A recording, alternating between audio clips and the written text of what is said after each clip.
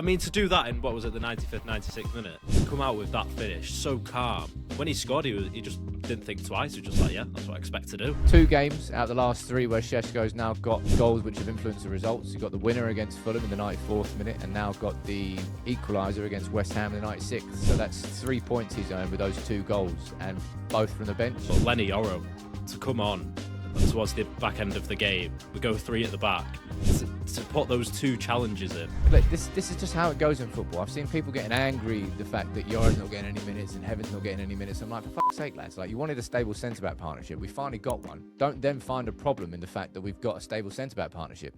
It is what it is. Yes, good evening, everybody. It's me, it's Sam, and it's Dan. No Nick, because he's part-timer. He's not part-time. I don't know where he is. I think he's in Leon or something. Anyway, welcome to the United People's Podcast. We're going to be running through the latest game, of course. United drawing 1-1 against West Ham. It was a bit frustrating. It was a low block. Sesko got himself another late goal. We're going to run through everything. You're going to let us know what you think in the comments, as you always do.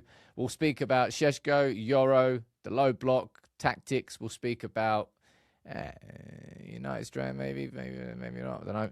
That Jim Ratcliffe interview, I'm not sure if you...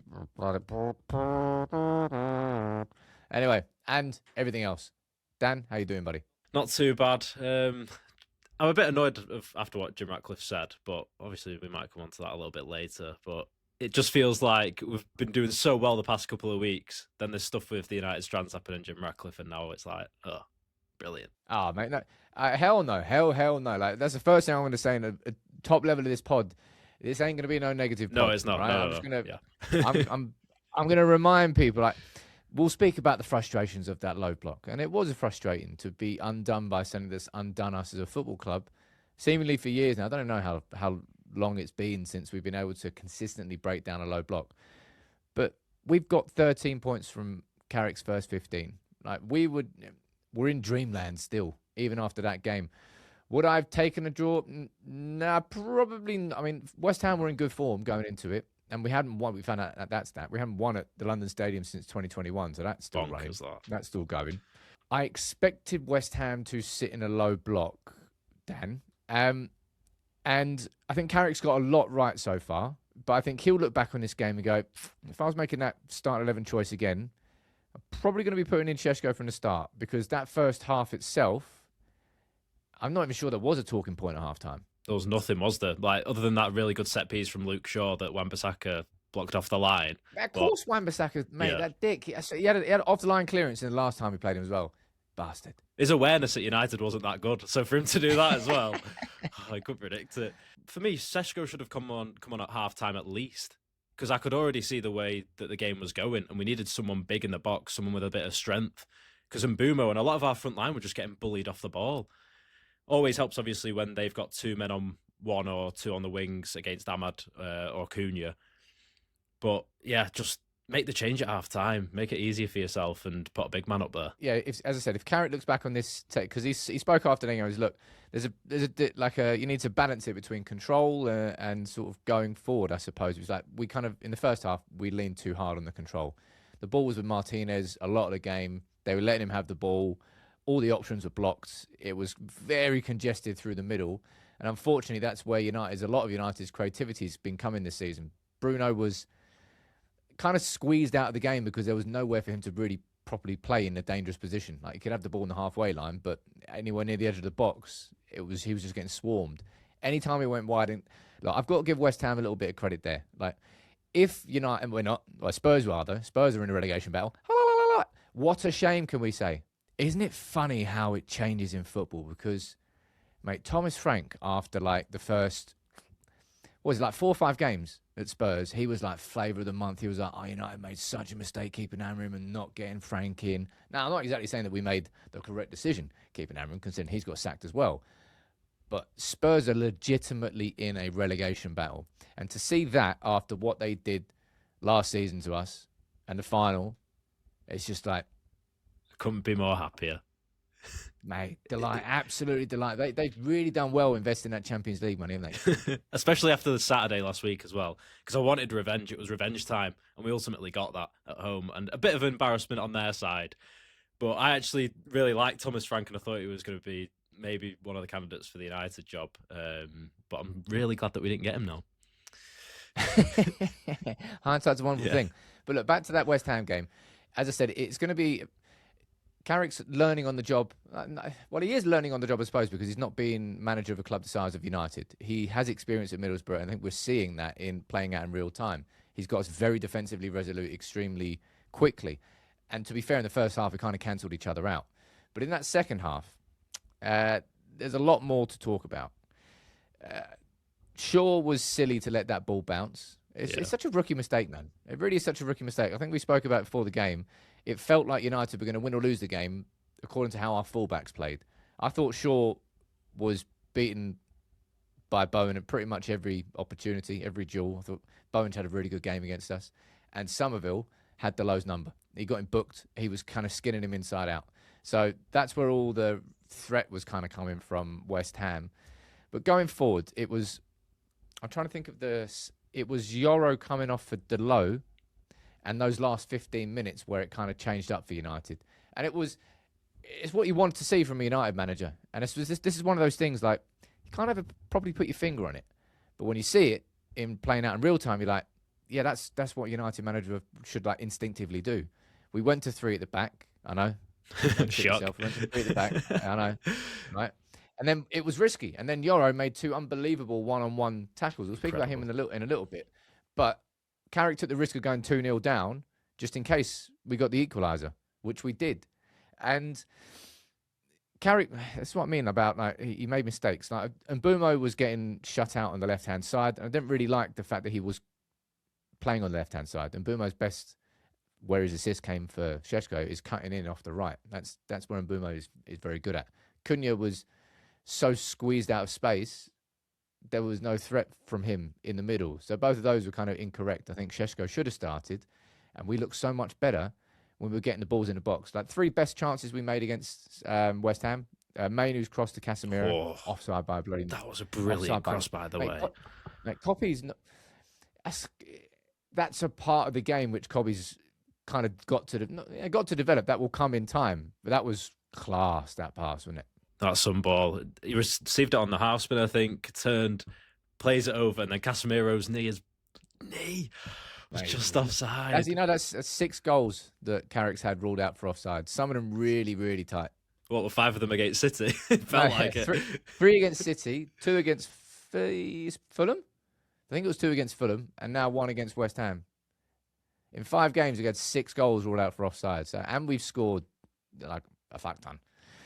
But what was your take on that finish from Sesko? Can we talk about that for a couple of minutes? Because I've watched it like 20 times. I'm still like, man, how? Correct me if I'm wrong, but I think that's going under the radar, that Sesko finish. What do you mean under the radar? I can't stop talking about it. No, neither can I, but I feel like online I've not seen as much. You might have seen more than me, but I've not seen as much praise for it. Oh, mate, it's a hell of a finish. Yeah, trust me, there's been plenty. It's like on the tip of his toe to the right. It was just like, and he just dinks it, and it was like, I mean, to do that in, what was it, the 95th, 96th minute, to come out with that finish, so calm. And when he scored, he just didn't think twice. He was just like, yeah, that's what I expect to do. What's that? That's 2 games out of the last 3 where Sesko's now got goals which have influenced the results. He got the winner against Fulham in the 94th minute, and now got the equaliser against West Ham in the 96th. So that's 3 points he's earned with those 2 goals, and both from the bench, and maybe both in games where Sesko could have wanted to start. But one thing I want to credit Carrick for, and this is, well, I can show you what the pattern is. We've had a return of late goals in these last 5 games, all right? So you got Dorgu against City, scored in the 76th minute. That was to make it 2-0. You got Cunha against Arsenal, 87th minute, and that was the winner. You've got Sesko against Fulham, the 94th minute. That was the winner. You've got Bruno against Spurs, 81st minute, and that was the second to complete the game. And then last night, Sesko against West Ham in the 96th minute. So that's all 5 games where we've had a goal in the last 15 minutes. And 2 times, they were the winner. And once, it was an equaliser. So, Carrick time. Where's my watch at? Where's my watch at? I was reaching for that. Where's the Casio at, man? Come on, man. Now, look, that's a credit to the fact that the subs are changing the game. The subs are improving the game, because that's just, we stagnated massively under that. I wish that Sesko had started, and I think going into because if you're looking at Everton, right? So Everton lost 2-1 to Bournemouth, I think. Yeah, Both of they the were the goals, better team. both of the goals they conceded were from headers. One was a cross to the back stick, and the other one was sort of like a set piece and then headed back across the box. I wonder if Everton are going to set up in a low block as well. I don't think it'll be like a West Ham level low block, but like if we were to concede in the opening 15 to a David Moyes team, you could see them kind of doing that. Was it Everton that they went down to 10 men? Yeah, with Garner Gay got sent off after that. I was trying to remember who got bloody sent off. Hit with Keane. It was between them two, and then they sorted it out. He got like a boxing glove, and That they was tried the to one, make this whole thing on social media. Beat his teammate up. But they defended resolutely, and we could not break them down in that game. So a little bit of PTSD in that sense. But it is, 11, 12 days until we play them. Carrick's already said that he's keeping the lads in Manchester. But from the West Ham game, are there any other talking points or players that you in particular think deserve to be spotlighted in a good way or a bad way?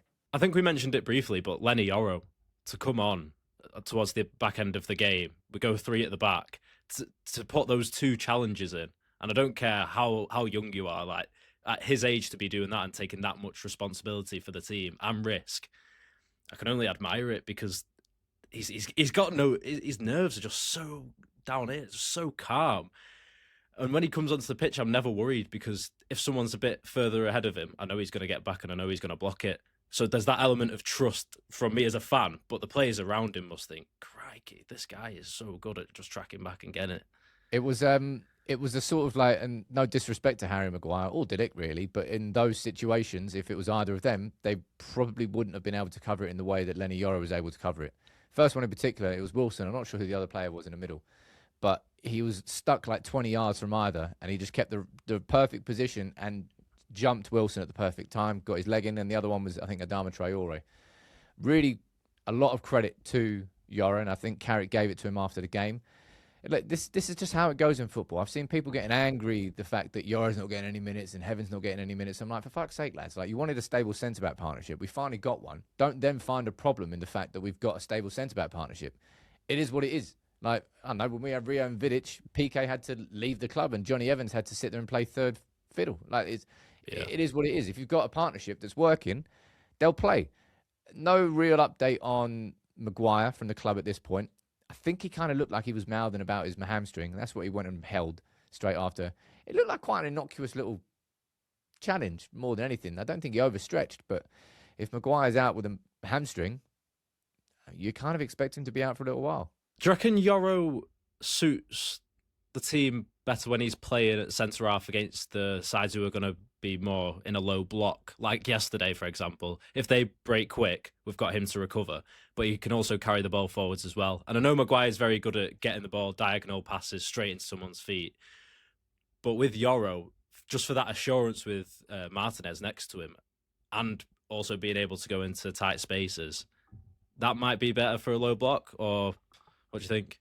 I think like the aggression of Maguire is probably the biggest literal strength of his game. Like, he's so dominant in the air. I know that Martinez is very aggressive and he covers up for his weaknesses, but if you were to play Yoro alongside Martinez, I don't even know which one they'd actually target, if I'm honest, because I think that's probably a little bit of a weakness of Yoro's game. He's definitely been bulking. He's definitely got stronger than when he arrived as a young lad, but I wouldn't say that's a bigger strength of his game. There's going to be different game states that suit different players and different defenders. Hell no, it might be Aiden Heaven who starts against Everton. We don't know. It will all depend. But I think Yoro, to his credit, played really well when he came off the bench. And yeah, it's just, that's what happens in football, man. Like, if you go back to the start of the season, all at various times, a different centre-back has been our best centre-back. Like, it was De Ligt for a good while. Then he went out. And then it was Heaven for a few games. And then Martinez came back from his injury, and then it was Martinez. And then Maguire had a couple of mustard games. He won man of the match, I think. Was it Arsenal? City? Might be one of the two. He got man of the match there. And then now you probably say it's Martinez again. It could be Yoro in a few weeks. We could be saying, this is Yoro's running the games. And after that, I don't know, Yoro might pull up with an injury and Heaven comes in. Sod knows. It's just, that's what happens when you're playing 40 games a season, lads. You can't keep the squad like this happy. There's going to be people pissed off. But it's good to see that even though Sesko's been on the bench and even though Yoro's been on the bench, they're both coming on and playing at that level straight away. and they're not like down in tools or anything. They're just all right, cool. They're understanding their position in the squad. And do you think they're probably going to be the successors, don't you, really? Like, if we're looking, 5 years down the line, 7 years down the line, we expect Yoro and Heaven to be there, don't we? So slowly bringing them in. Well, I'm not sure I would bet on any United player to be here in 7 years' time. Jeez, guys. Let's be totally honest. But I really don't want to speak about this too much because it's just had too much airtime. But like the United Strand lad, honestly, I did a little video on this, but I'm sure he's a really nice guy. I'm sure that all the intentions were good when he started this. But mate, you are now something that can be used by fans of other clubs to point and laugh at United. Therefore, you're not doing United any favours. Even if you can say it's all about good intentions, and then I look at you and you're sponsored by Steak. Yeah, you're represented by the agency who represents Fabrizio Romano. You're doing a live watch along the entire game, just in case you cut your hair. I can't be asked to talk about it anymore. And I really hope the club doesn't have anything to do with him because it's an unnecessary distraction. I saw what Rooney said about him, and I think he went a little bit harsh, but largely I agree. It's just pissing me off at this stage. Yeah, it's just draining, isn't it? Like constantly seeing it, and even like people's granddads. Like I've seen like Sam Allardyce on the podcast with Rooney, and granddads online have been talking about on TikTok saying, "Oh, can't wait until that lad gets his haircut if he ever does," and starting laughing. I'm like, come on, guys, it's just like. Man, I'm even seeing I'm seeing Dortmund take the piss with some short videos. I think I'm seeing West Ham players take the piss and get some haircuts after the game. It's just I'm bored of United being the club that's been laughed at over these years, and he's now given ammunition, hasn't unnecessarily, it? by the way. I mean, fucking unnecessarily. Won 4 in a row, and we've unbeaten in 5. We're one of the informed teams. There isn't really any ammo to use against us, and apart from that shit, and that's why it's annoying me. So, as I said, I don't think he started it with bad intentions, but you've made your bed now. We've got 12, I think it's 11 or 12 days now until Everton. As I said, Carrick's confirmed that there's not going to be friendly in Kuwait, which we thought there might be like a money spinner, but that's not happening. Carrick's confirmed, well, the Athletic confirmed that Carrick rejected an offer to do a warm weather training camp in Florida. So that's not happening. So we're staying in Manchester. I'm trying to think of players who are injured right now that might be able to come back. You've got Maguire. I think Casemiro will probably do with the rest. He'll probably be a better. Not that he was bad against West Ham because that header was class, but I think he will definitely enjoy the rest. Are there any other players? Bruno as well. Like I get that he was injured for 2 weeks with his hamstring, but even like the amount of games that he's played up until this point, just to give him another rest, that'll just be quite nice for him, I think. Question I'll ask you, right, to finish this pod. If I was to go back and remember like a lot of the international breaks under Amorim and Ten Hag, I always felt that United never really benefited from an international break. I always felt like the first game back, we kind of like stumbling back in. It was a little bit slow. We can never really get back into the rhythm. I'm hoping it'll be easier in Carrick's system and formation and whatever it is. But early feelings about what you think that Everton game is going to be like, because it's a first time we're playing Everton in a new stadium. They're going to be bang up for it, 8 o'clock on a Monday. It's not ideal, I don't think. But they've just lost to Bournemouth. That's the worrying thing, that the blueprint is sort of there now. Whether Everton can do that under Moyes on that game, I don't think so. But this sort of gap that we've got now, it gives Carrick a little bit more time to go out with the players onto the training pitch and actually learn how to break down a low block, because this is starting to like annoy everyone, I think, now. Like I think previously we might have been talking about time in a training pitch, whether it was Amorim or not. I don't look at this 10, 12 days and think, oh, that's going to make... He's shown straight away he didn't need training time to get that team playing how they did against City and Arsenal. So I don't think they're going to learn something mega new. I think it's just a little bit of a mental refresh, 4 days off, recharge, recuperate, because we have been playing very well. We have won 4 games and we've drawn the first... We're undefeated in Carrick's first 5 with 13 points from 15. We're one of the informed teams in the league. We're now one of the favourites for finishing in the Champions League spots next season. So we're going into this break off the back of a really, really good run. It could have been a perfect run, right? Could have been a perfect run if we beat West Ham. But we came up against our kryptonite and it burned us again. So next time, Carrick will know, which we kind of knew going into it. And I think he should have known that himself. start Sesko, swing balls in the box. It's a good way to break teams down. And when you've got players like Mbumo and Bruno who can deliver the balls in the box, you're going to get mustard balls. And that's exactly how we got the goal. I feel like we took no risks as well outside the box with long shots. I feel like they were very rare as well. Yeah, I'm surprised with it. But at the same time, it was so congested. I'm not really sure you could really get too much through in terms of shots from the edge of the box. Yeah. Well, and we were threatening from set pieces. We nearly scored. It was off the line. I think we had a couple of other decent ones too. But all in all, I hope there's not any United fan who's trying to go overboard. Like, oh, there we go, low block again. Carrick's just the same as Ole, blah, blah, blah. I've seen some people trying to... Yeah, reading too much into United it. Fans are like, it's a bit exhausting. Yeah, it's always the extremes, but I'm very much enjoyed these first 5 games. I'm going to call it an international break because it feels like one, and it also makes me think that it's not because we failed in the FA Cup. You know what, right? I'm dead annoyed that we're so annoyed we didn't win that Brighton game because we should be playing at Anfield on Saturday night at 8 p.m. Oh, imagine. Mate, in the FA Cup with a big allocation. And the way that they're playing right now and the way that we're playing right now, it would have been perfect for a Carrick just to twat slot up. That's a weird thing to say. But anyway, I'm annoyed. So Brighton, hopefully they'll do it, but they probably won't. Cheers very much for listening. Cheers very much. I've lost my mind here. Anyway, if you enjoyed the pod, please do leave a 5-star review on Spotify or Apple, and we'll be back for the next episode, which I think will be a little bit of fun during this little break. We might do a pod on a different topic. So keep your eyes and ears out. Eyes and ears out. Just end the pod. I've lost my mind.